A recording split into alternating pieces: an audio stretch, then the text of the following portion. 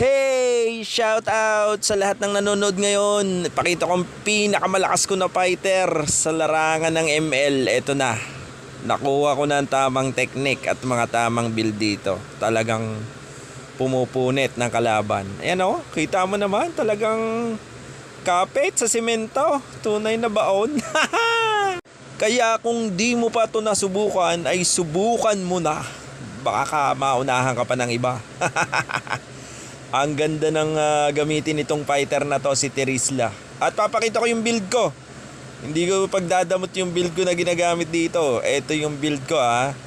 Ang unang build ko dito, Warrior Boots. Sinundan ko ng Bloodlust Axe. Tapos Antique Kiras. Tapos sinamahan ko ng Radiant Armor. At sinunod ko yung Athena Shield para hindi tayo matamaan